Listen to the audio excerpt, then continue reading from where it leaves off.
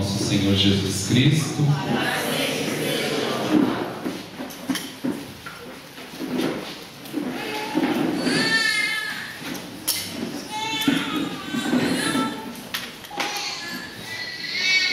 Meus irmãos, minhas irmãs, Deus é maravilhoso.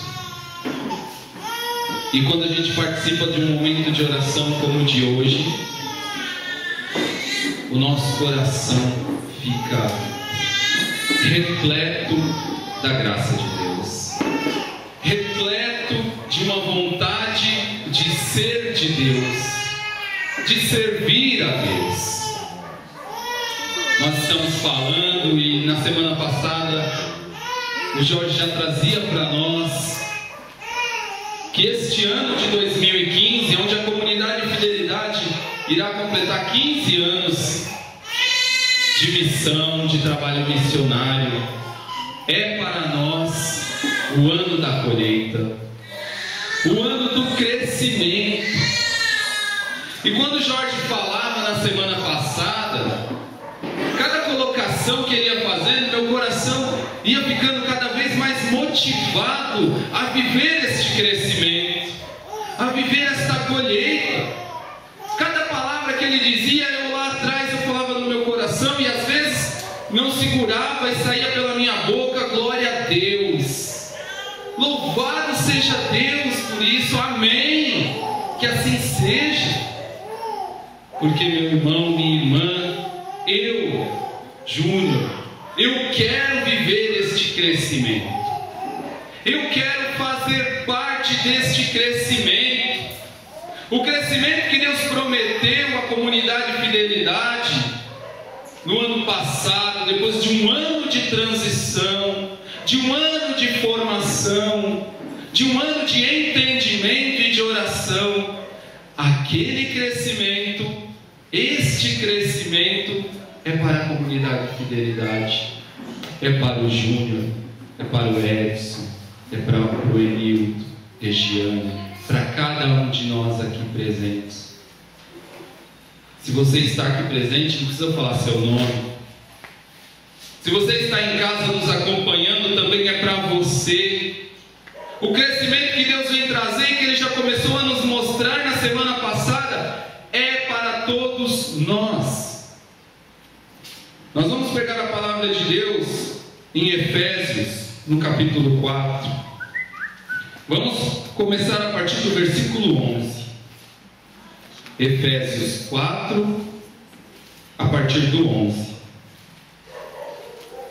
O Senhor vem nos dizer assim: a uns Ele constituiu apóstolos, a outros profetas, a outros evangelistas, pastores, doutores, para o aperfeiçoamento dos cristãos, para o desempenho da tarefa que visa a construção do corpo de Cristo, até que todos tenhamos chegado à unidade da fé e do conhecimento do Filho de Deus, até atingirmos o estado de homem feito, a estatura da maturidade de Cristo, para que não continuemos crianças ao sabor das ondas, agitados por qualquer sopro de doutrina, ao capricho da malignidade dos homens e de seus artifícios enganadores, mas pela prática sincera da caridade,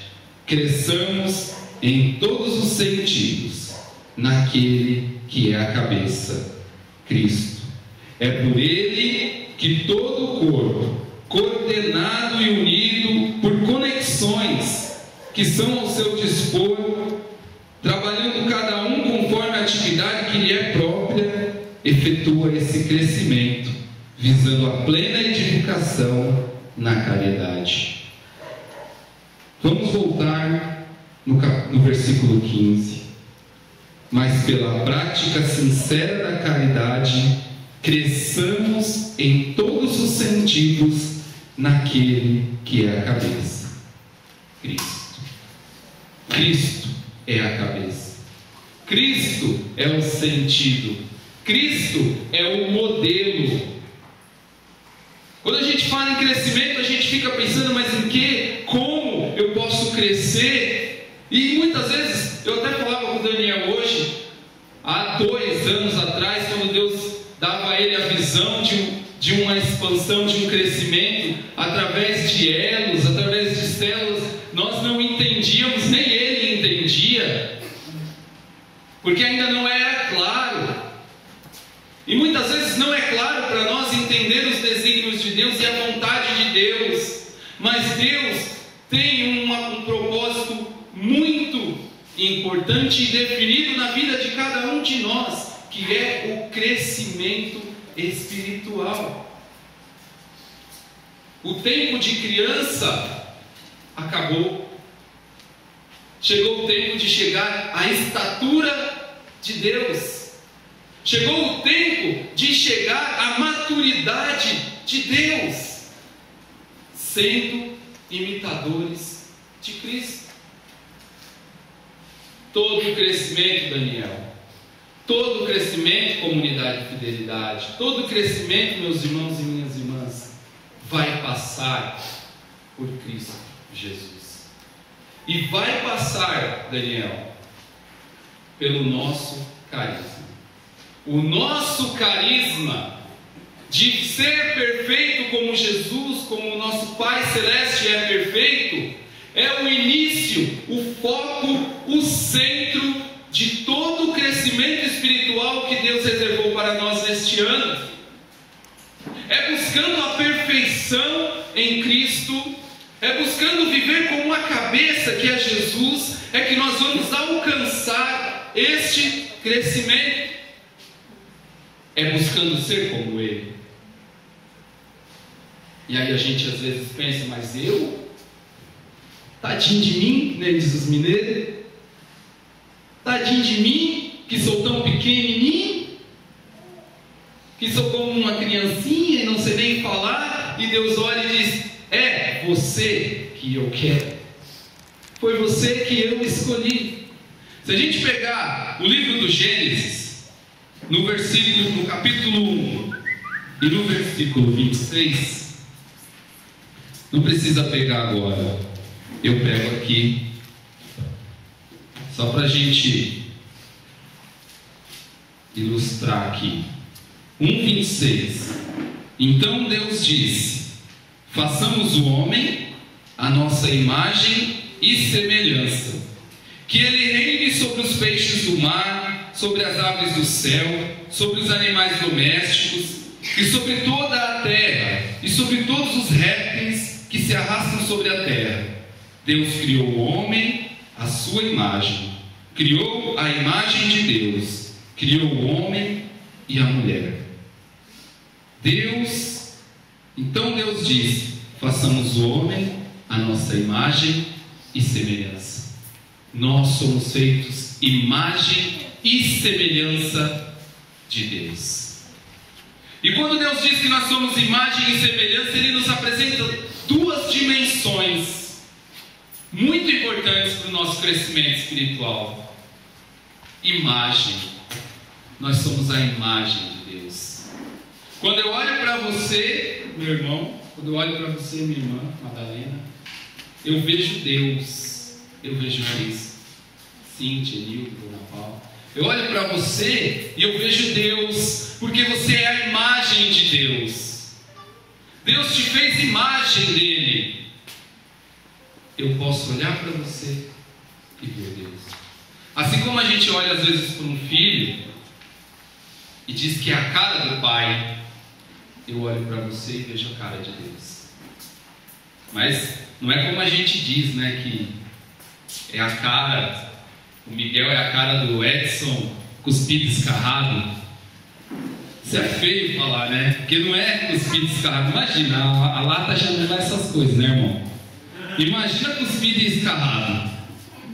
Na verdade é esculpido em Carrara, que é um mármore muito nobre e que era usado para fazer esculturas, que ele aceita o trabalho do artesão e ele permite chegar a uma perfeição. Então, quando eu digo que o Edson que o Miguel é lindo, ele é o Edson esculpido em Carrara. é a perfeição. Olha para o irmão que está do teu lado. É Deus esculpido em carralho. É Deus todinho. É a cara de Deus. Então você já está com meio caminho andado, porque você já é a cara de Deus. Meio caminho andado para chegar na estatura de Deus. E aí Deus nos apresenta uma segunda dimensão, tão importante quanto a semelhança. Parecido você já é, a imagem você já é, falta ser a semelhança. Como Deus é, como Cristo é, como Cristo faz, como Cristo age. É assim que eu tenho que ser para crescer espiritualmente. Eu tenho que ser a semelhança, eu tenho que refletir este Cristo que eu creio, que eu acredito e que eu quero chegar à perfeição dele. Eu tenho que refletir como uma luz que bate e reflete a minha sombra. Eu quero refletir Jesus. Lá em Lucas 2,52 vai dizer que Jesus Cristo, com 12 anos, quando ele se perdeu no templo e depois foi encontrado, ele crescia. Vamos ver quem lembra. Sabedoria, estatura e graça. Cristo crescia em sabedoria, estatura e graça. Para eu chegar à estatura, eu preciso crescer em sabedoria e eu preciso crescer em graça. Se eu quero chegar a ser a semelhança de Cristo, eu tenho que buscar o crescimento na sabedoria. E eu tenho uma fonte inesgotável de sabedoria, que é a palavra de Deus. A palavra de Deus faz parte da tua vida? A Bíblia Sagrada faz parte da tua vida? Não? Chegou a hora de fazer parte. Acabou o tempo da criança. Jesus tinha 12 anos e ele crescia em sabedoria, estatura e graça. Sabedoria, se encher, se preencher da palavra de Deus, se preencher do conhecimento de Deus, para saber falar a coisa certa na hora certa, saber tomar a decisão certa no momento certo, saber agir da maneira correta no momento correto. E nós temos a palavra de Deus. Tem aquela história daquele sábio que foi provado por um garoto. Um homem era muito sábio e sua fama era muito grande. E uma vez o garoto disse: eu vou provar que ele não é tudo isso.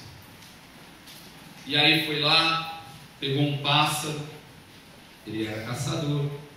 Ele pegou um pássaro com facilidade, já era conhecido. Pôs o pássaro para trás e foi até aquele homem sábio. Eu quero saber se você é sábio mesmo, ele disse. O que eu trago em minhas mãos? E o homem que era sábio de verdade, já só de olhar para o rapaz, já viu o que ele fazia, já sabia, já conhecia. Ele disse: você tem um pássaro. Aí o jovem disse: agora o mais importante, eu quero saber se esse pássaro está vivo ou morto.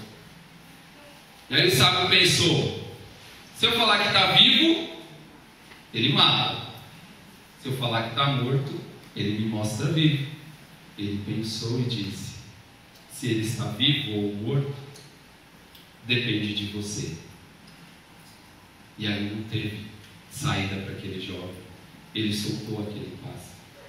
E ele não teve saída diante da sabedoria. A sabedoria de Deus nos mostra e nos conduz para qualquer saída, ou para a melhor saída. Não há encruzilhada. Quantas vezes na nossa vida, até na nossa vida de fé, nós paramos e falamos: eu estou num beco sem saída. Eu me encontro num lamaçal que eu não tenho como sair, e eu não tenho mais forças.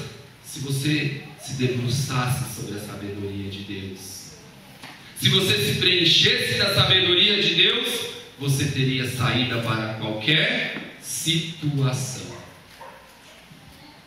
Primeiro passo para alcançar a estatura e o crescimento. E o segundo, a graça. Para alcançar, Jesus crescia em sabedoria e graça, diante de Deus e diante dos homens. A graça eu só vou alcançar fazendo o que eu já fiz hoje, orando, glorificando a Deus, abrindo meu coração ao Espírito Santo. Eu quero tanto, eu desejo tanto, e eu oro tanto no grupo de oração, mas quando chega na minha casa, eu esqueço que existe oração. Eu esqueço de falar com Deus como Daniel colocava. Falar com Deus a todo instante, pensar em Deus a todo instante. Só assim eu vou alcançar a graça que vai me levar à estatura de Deus, a ser como Ele, a crescer como Ele. Quando a gente fala de tomar a decisão e de refletir Jesus,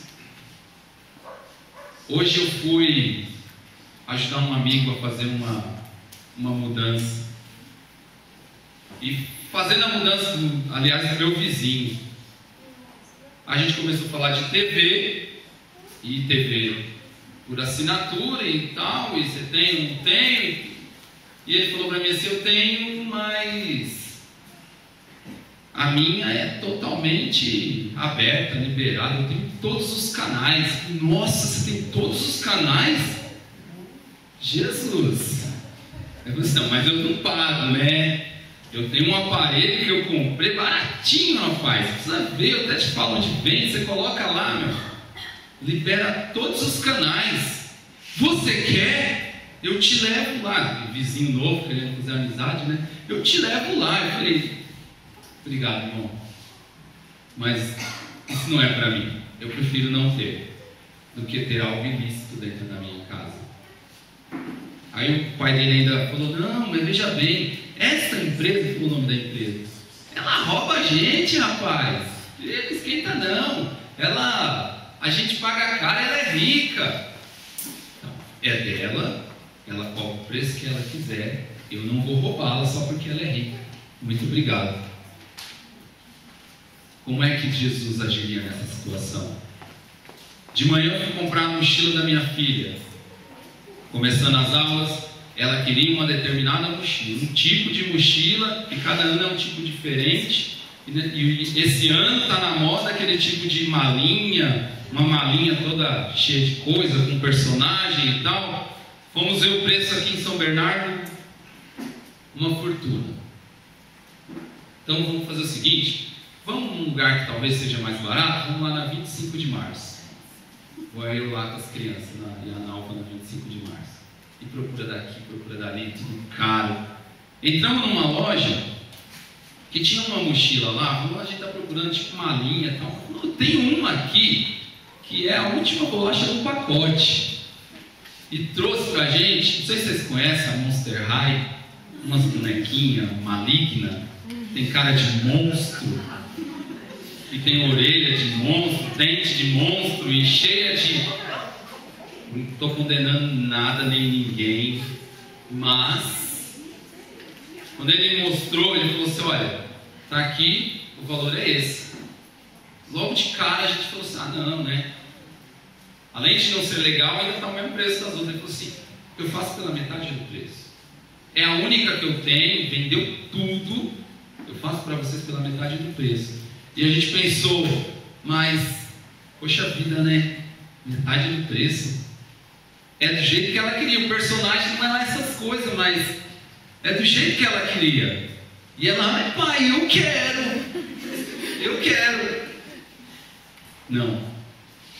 Vamos procurar mais. Ai, ela desmontou na hora. Ai, já estava cansada de andar. A gente também exausto, com calor. 2 milhões de pessoas lá, e a gente falou: não, vamos procurar mais, nem que a gente pague mais caro, mas eu não vou deixar minha filha carregando uma caveira nas costas durante 1 ano.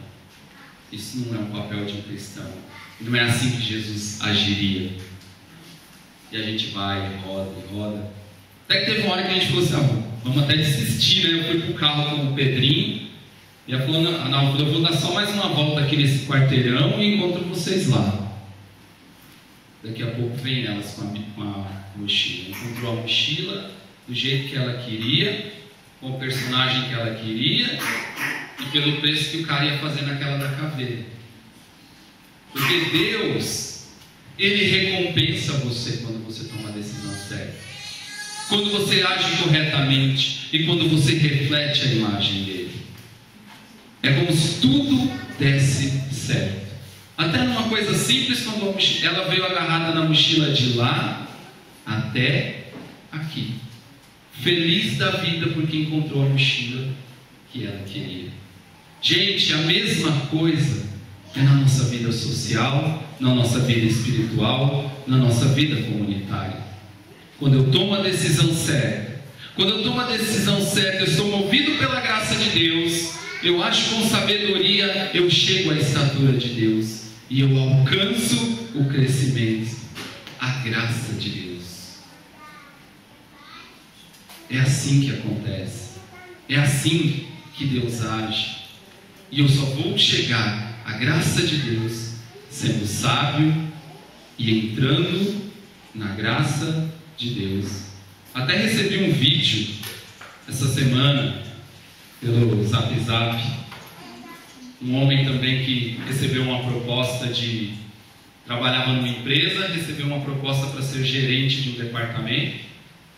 É um filme, e ele dizia, o chefe dele falou assim, você vai ser o gerente desse departamento, você vai ficar um dia lá para mim, se você for bom eu te efetivo, você vai receber aqui 17 caixas, mais uma você guarda separado, você saia por fora, aí eu tenho outros planos para ela, é um esquema meu, eu posso contar com você?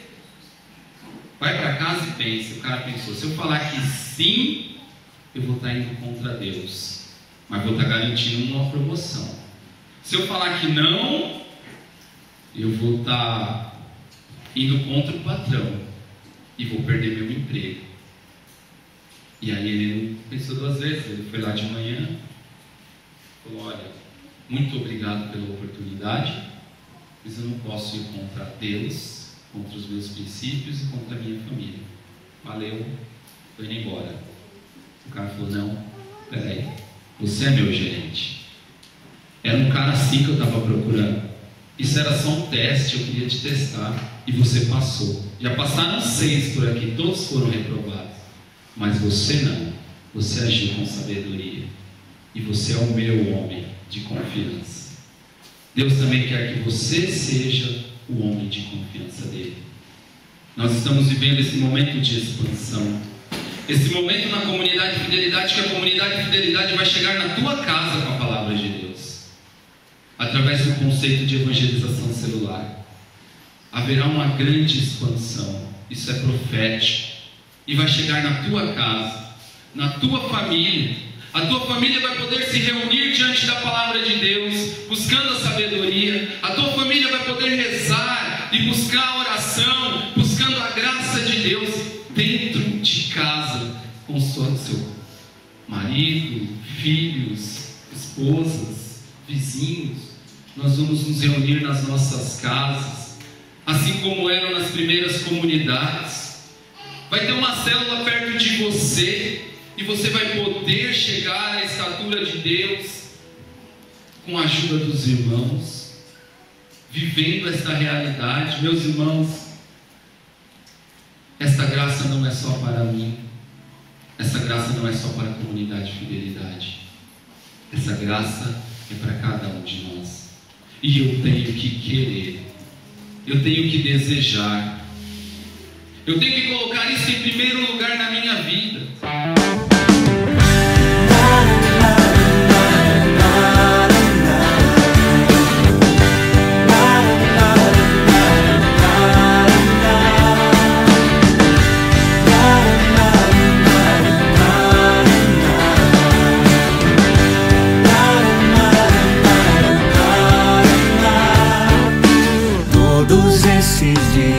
Esperei, eu vim contando as horas pra chegar, encontrar vocês aqui, amigo